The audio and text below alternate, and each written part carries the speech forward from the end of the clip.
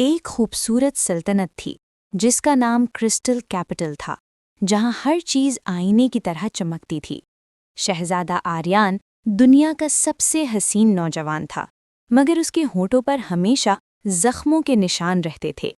لوگ کہتے تھے کہ شہزادہ مغرور ہے، وہ کسی سے بات نہیں کرتا، یہاں تک کہ اپنے بادشاہ باپ سے بھی نہیں۔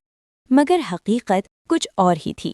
بچپن میں ایک جادوگر نے اسے بددعا دی تھی کہ اگر تم جھوٹ بولو گے تو تمہارے منہ سے کانٹے اور کالے سانپ نکلیں گے، اور اگر سچ بولو گے تو ہیروں اور موتیوں کی بارش ہو جائے گی۔ مگر سچ اکثر کڑوا ہوتا ہے شہزادے۔ آریان نے قسم کھائی کہ وہ کبھی نہیں بولے گا تاکہ کسی کا دل نہ دکھے۔ زارا محل کے باغ میں کام کرتی تھی۔ وہ ایک غریب مالی کی بیٹی تھی، مگر اس کی مسکراہٹ بھی آئینے کی طرح چمکتی تھی۔ آریان اکثر باغ میں اداس بیٹھا رہتا، لوگوں سے دور، اپنی خاموشی کے ساتھ۔ زارا واحد لڑکی تھی جو آریان سے جواب کی امید نہیں رکھتی تھی۔ وہ اس کے پاس آتی اور کہتی، شہزادے، دیکھیں یہ نیلا پھول کھل گیا ہے۔ اس سے بات کرنے کی ضرورت نہیں، یہ خاموشی میں بھی خوبصورت ہے۔ آریان زارا کی تعریف کرنا چاہتا تھا، مگر اسے ڈر تھا کہ اگر اس کے منہ سے ہیرے نکلے تو زارا اسے لالچی سمجھے گی۔ وہ بس سر ہلا دیتا اور اپنی خاموشی میں قید رہتا۔ پھر ایک شام کرسٹل کیپٹل خوفناک سایہ دار درندہ محل پر حملہ آور ہوا۔ یہ درندہ جھوٹ اور نفرت سے بنا ہوا تھا۔ بادشاہ نے مقابلہ کرنے کی کوشش کی۔ سپاہیوں کی تلواریں اس کے جسم سے آر پار ہو گئیں، مگر وہ درندہ عام ہتھیاروں سے مرنے والا نہ تھا۔ بادشاہ نے پھر سے مقابلہ کیا، مگر اس درندے نے بادشاہ کو اپنے کالے سائے میں قید کر لیا۔ آریان بالکنی میں کھڑا یہ سب کچھ دیکھ رہا تھا۔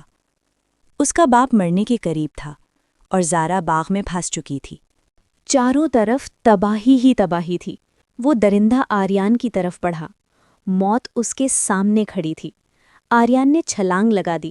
وقت تھم گیا، سانسیں رک گئیں۔ انجام ابھی ایک راز تھا، اور اچانک وہ ان سب کے بیچ کھڑا تھا۔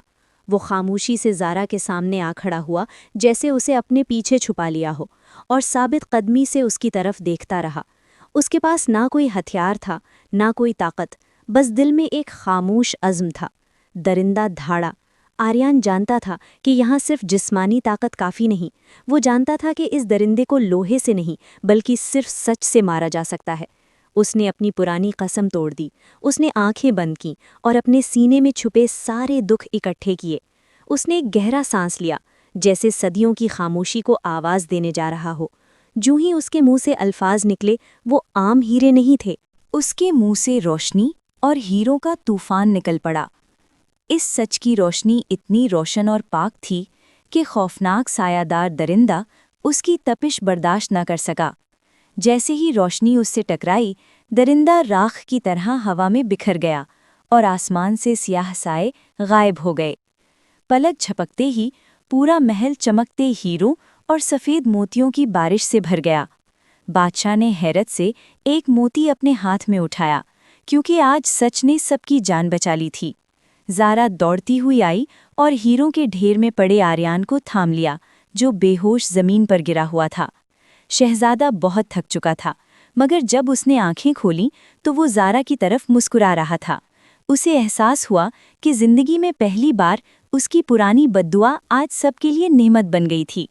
آریان نے محبت سے زارا کی آنکھوں میں دیکھا اور کہا، تم میری خاموشی کی آواز ہو۔ اور جو ہی اس نے یہ کہا، اس کے منہ سے دل کی شکل کا ایک خوبصورت گلابی ہیرا نکلا، جو اس نے زارا کو دے دیا۔ زارا کی آنکھوں میں خوشی کے آنسو تھے۔ اس دن لوگوں کو یہ احساس ہوا کہ سچ ہمیشہ کڑوا نہیں ہوتا، بلکہ سچ میں اتنی طاقت ہوتی ہے کہ وہ سب سے بڑی تاریکی کو بھی ہمیشہ کے لیے مٹا سکتا ہے۔ اور پھر وہ دونوں خوشی خوشی زندگی گزارنے لگے۔